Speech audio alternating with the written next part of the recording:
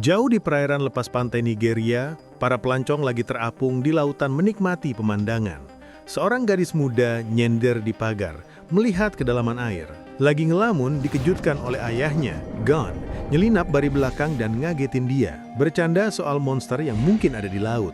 Hari ini mestinya jadi perayaan ulang tahunnya, dan Gon dengan bangga ngasih hadiah, sebuah walkie-talkie. Senyum si gadis langsung pudar. Kecewa, dia balik badan dan pergi, ninggalin ayahnya megang radio. Perhatian kelompok itu teralihkan oleh sorakan dari kerumunan. Lumba-lumba lompat ke udara, meluncur di atas ombak. Namun, suasana berubah dengan kenyataan ngeri. Lumba-lumba itu kabur dari sesuatu yang gede banget di bawah. Sosok bayangan raksasa muncul dari kedalaman laut, dan perahu itu terguncang hebat oleh kekuatan dahsyat ngehantamnya. Teriak panik bahaya saat kapalnya miring, ngelempar semua orang ke laut yang bergejolak. Jon berjuang agar kepalanya tetap di atas ombak, panik nyariin putrinya. Pas terlihat, dia berusaha menerobos kekacauan untuk megang tanannya. Di bawah mereka, bayangan gelap meluncur di air, jauh lebih besar dari apapun yang pernah dibayangin. Keduanya keseret ke bawah barang penumpang lain. Waktu terasa kabur sampai Gon akhirnya sadar. Buing-buing mengambang, teriakan yang selamat, dan lautan tak berujung. Hatinya hancur saat sadar putrinya hilang. Terus samar-samar suara putrinya terdengar dari walkie-talkie, ngasih dia sedikit harapan. Dia ngelihat orang selamat lain gumpul dekat bagian perahu yang kebalik dan buru-buru gabung. Seseorang ngasih tahu kalau ada sesuatu yang gak beres. Laut tiba-tiba beriak aneh dan airnya bergelombang ketika seekor ular raksasa muncul dari bawah. Kepalanya yang menjulang bikin bayangan di atas orang-orang yang selamat. Teriakan meledak saat makhluk itu nyerang, nyamber orang-orang ke udara kayak boneka. Gon lari ke arah putrinya, ngelewatin mayat-mayat berjatuhan, nekat nyamperin dia. Ular itu nyerang lagi dan sebelum dia bisa nyampe, si garis lenyap ke rahang monster yang kebuka. Jeritan ngerinya menggema di atas air pas ular itu menelan dia utuh dan hilang ke dalaman laut. Laut akhirnya tenang, sisa korban selamat saling berpelukan dalam duka. Air mata Gon gak berhenti sampai ada suara statik dari walkie-talkie. Itu suara putrinya, dia masih hidup. Didorong tekad, dia bersumpah akan mencarinya. Yang lain setutu gabung misi penyelamatan bahaya yang dipimpin pria tangguh bernama Mau yang punya tekad untuk buru monster itu. Mereka masuk ke hutan terdekat, abaikan peringatan. Ketika semua orang sadar ponsel mereka mati, terisolasi tanpa sinyal. Tiba-tiba seorang pria lenyap, namun teriakannya keseret ke pepohonan. Semua orang waspada, ada sesuatu yang lagi memburu mereka. Orang-orang lari ketakutan saat melihat korban lagi dicengkram tentakel raksasa dan diseret pindah alam. Sementara itu, jauh di sarangnya, si ular balik lagi, memuntahkan tawanannya, terbentuk tumpukan mayat lemes yang serem. Raungannya yang memekakkan telinga mengguncang udara sebelum pergi demi berburu lagi. Ajaibnya, terdapat beberapa korban selamat. Wakil kapten kapal sadar duluan, natap ke atas serangkaian goa dan lubang aneh di lukit langit. Pas dia gerak melewati tumpukan mayat, menemukan seorang tua yang masih hidup terengah-engah di tumpukan mayat. Bergerak melewati gunung mayat, menarik keluar siapa aja yang masih hidup. Beberapa korban hidup mulai sadar dan membuatnya lega banget. Dia akhirnya menemuin gadis muda itu yang masih hidup. Dia coba ngumpulin yang lain minta bantuan, cuma kebanyakan udah mati ketakutan ataupun mikirin diri sendiri. Orang tua itu fokusnya cuma untuk kabur, menolak bantu. Di dekat situ, si pelaut menemukan wanita lain terlentang di tanah yang sedang luka parah dan lumpuh. Ketika pelaut itu ngamatin gua, pemandangan mengerikan bikin dia kaku. Tersebar di dinding puluhan telur raksasa.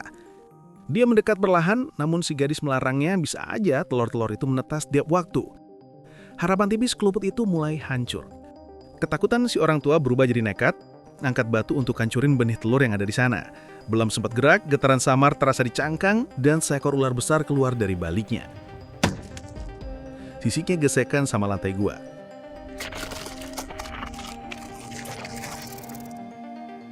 Kepanikan meledak. Orang-orang padat lari ke formasi batu dekat situ, nunduk rendah sewaktu monster itu merangkak mendekat, kepalanya noleh ke arah bau mereka. Tepat sebelum nyerang, seorang wanita lumpuh tak berdaya tadi teriak kencang.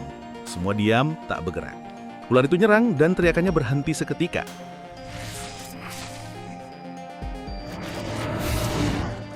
Sementara itu, tim pencari yang berada di hutan terus maju, ngikutin jejak ular itu. Kemanapun mereka pergi, hanya nemuin kehancuran dan kematian. Berjam-jam berlalu, sebelum mereka sadar udah kehilangan jejak dan tersesat. Frustrasi berubah jadi ketakutan waktu mereka berhenti istirahat. Saat itulah Mao melihat sesuatu yang aneh. Cairan hitam melengket meremes dari pepohonan di dekatnya. Dia nyalain korek api untuk merokok dan udara langsung meledak jadi api. Cairan hitam itu ternyata gampang kebakar. Setelah api padam, asapnya terus nyebar ke hutan, jarak pandang terbatas. Gon sempoyongan karena sakit kepala hebat dan mulai berhalusinasi. Wajah temannya berubah jadi jahat, nyeringai ke dia dengan kebencian. Dunia jadi kacau dan seekor ular raksasa melingkar di sampingnya. Lalu terdengar suara putrinya, nuduhnya gagal nyelamatin.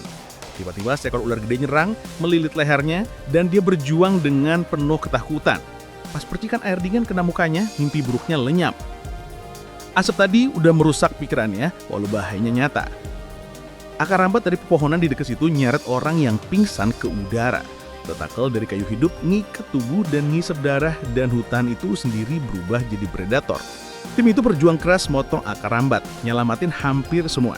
Seseorang berteriak ketika ditarik ke pohon. Tubuhnya dikuras sebelum akhirnya lemas. Kengerian bikin semua orang membeku saat tanaman mengerikan itu gerak ke arah mereka. Gak punya pilihan selain kabur.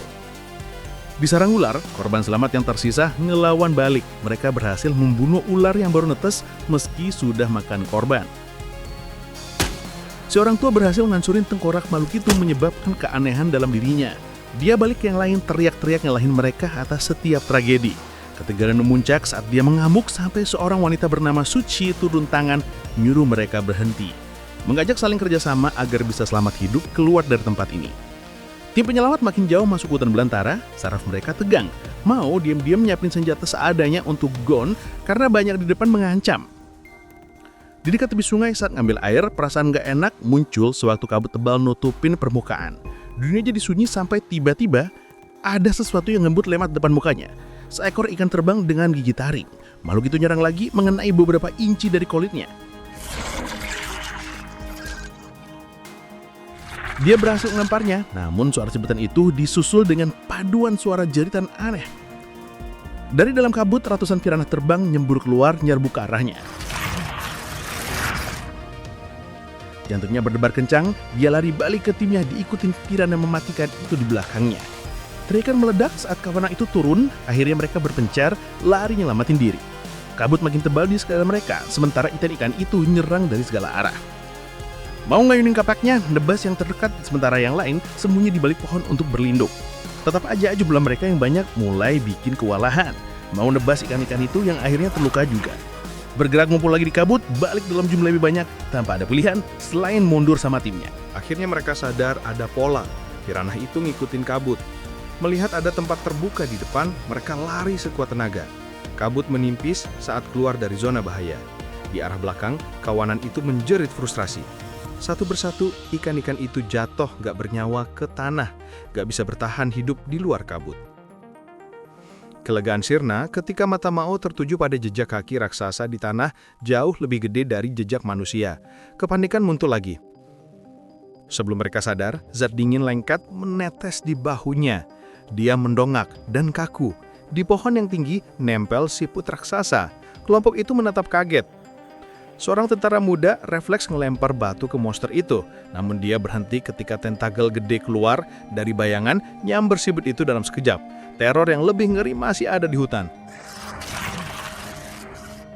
Gak lama, tanah bergetar hebat, terlihat katak raksasa melompat, mendarat dengan guncangan dahsyat. Raungannya mencau udara, menambah kepanikan tim itu.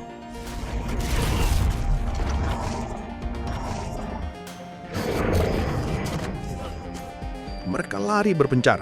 Lidah lengket katak itu nyamber keluar, ngelilit dan menarik ke belakang. Dia megang pohon, berjuang demi hidupnya, sementara yang lain menolongnya. Mereka menarik sekuat tenaga, namun cengkraman monster itu terlalu kuat. Nekat, si tentara muda nyoba nebas lidahnya, walau darah makhluk itu nyentuh kulitnya, ngebakar Dias ketiga. Sepenuh tenaga, mau maju dengan tongkat tajam. Dia melemparkannya ke mata monster itu, dan si katak meraung kesakitan, mundur dan melepaskannya. Tim itu manfaatin momen untuk lari, walau mimpi buruknya belum selesai.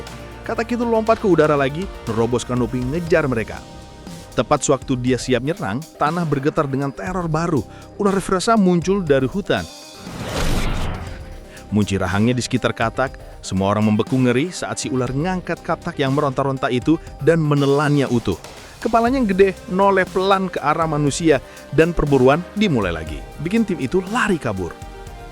Mereka berusaha nerobos hutan, dahan-dahan nyebat muka mereka, sementara ular raksasa di belakang mereka ngancurin pohon dan merobek tanah. Gak ada yang selamat di jalannya. Si tentara dan orang tua yang masih luka dari pertarungan sebelumnya ketinggalan. Dengan monster yang makin dekat, mereka sembunyi di semak-semak lebat, memanfaatkan pepohonan lebat sebagai perlindungan. Ular itu nyerang, rahangnya mangap, namun kanopi hutan yang rapat berhasil menghalanginya.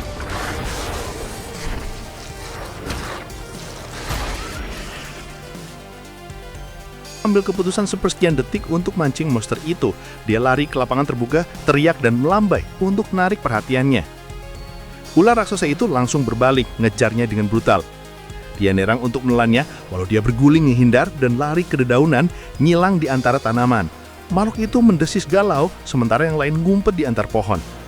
Beberapa saat kemudian, kepala ular itu naik tinggi, nyari target lain. Lidahnya keluar, nyium bau darah si tentara. Beku ketakutan, tentara muda itu gemeteran sampai gak bisa nahan diri. Pelan-pelan, kepala ular yang gede itu muter, ngunci target ke arah dia. Tanpa ampun, ular itu menyerang dengan cepat, menelannya utuh. Mereka cuma bisa nonton ngeri saat itu terjadi dan kepanikan tambah gila. Mereka keluar dari persembunyian, maksa makhluk itu ngejar lagi. Dahan-dahan patah dan tanah berterbangan sampai mereka nyampe di tepi tebing. Tanpa pilihan lain, mereka lompat ke sungai di bawah, ngilang ke air keruh. Lumpur ngedingin badan mereka dan nyamarin hangat tubuh mereka, bikin kacau indera si ular. Gak bisa ngacau mereka, monster itu akhirnya pergi, ninggalin mangsa yang gemeteran, lega. Di dalam gua, para tawanan jadi kaku ketika getaran hebat guncangin tanah. Ular itu udah kembali. Mereka pura-pura mati, berharap nggak ketahuan. Ular itu masuk tanpa permisi, nyeret mangsa baru, namun berhenti saat nemuin mayat anaknya yang baru netas. Raungan marahnya menggema di gua sebelum dia nyerbu pergi ke hutan belantara. Mereka akhirnya bangun dengan hati-hati. Bapak tua itu sekarang udah bener-bener gila, nyerobot yang lain dalam perjuangan paniknya untuk bertahan hidup. Harapan hilang seketika saat telur-telur yang tersisa mulai retak dan lebih banyak anak ular keluar. Kelompok itu lari ke arah pintu keluar gua, ninggalin gadis muda itu di tengah kekacauan. Anak ular itu berhenti waktu nyampe di dekatnya. Dengan tenang, dia ngulurin tangannya, berusaha meyakinkan makhluk itu kalau dia bukan mangsa untuk melihat dia sebagai ibunya. Sisa kelompok berjuang manjat akar rambat mencari selamat. Dalam keputusasaan, mereka nyoba dorong si bapak tua egois ke depan, namun dia melawan, nendang salah satu dari mereka sampai jatuh. Gerakan tiba-tiba itu micu insting predator si anak ular. Dia nyerang, melilit dan menjepit sampai pria sial itu lemas. Si orang tua manjat ke atas menuju kebebasan, ninggalin semua orang tanpa pikir panjang. Di tempat lain, tim penyelamat nemuin bangunan aneh tersembunyi jauh di hutan. Mereka masuk hati-hati dan terlihat laboratorium terlantar. Debu nempel di dinding dan kerangka tentara yang udah lama mati duduk di pojokan. Nyari di rak-rak, mereka nemuin catatan nama yang jelasin sejarah kelam pulau itu. Ilmuwan buat eksperimen pada satwa liar lokal, nyiptain monster-monster buas di pulau itu. Di antara barang-barang peninggalan, mau menemukan alat komunikasi rusak. Dengan gerak cepat, dia ngumpulin bahan kimia lab untuk bikin baterai darurat, biar mesin itu bisa nyala. Mao berhati-hati ngetik pesan kode Morse ke arah lautan. Berdoa supaya ada tim penyelamat di kejauhan yang nangkep sinyal. Berjam-jam berlalu, hening banget, sampai pintu kebuka. Babat tua masuk, kelihatan kacau dan panik. Dia langsung ditanyain soal yang lain.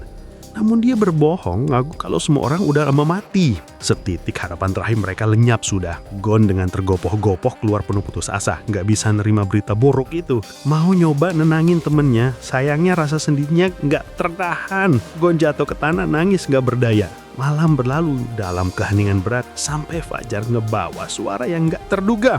Deru baling-baling helikopter di kejauhan. Mereka langsung bangun, sinyal berhasil terkirim.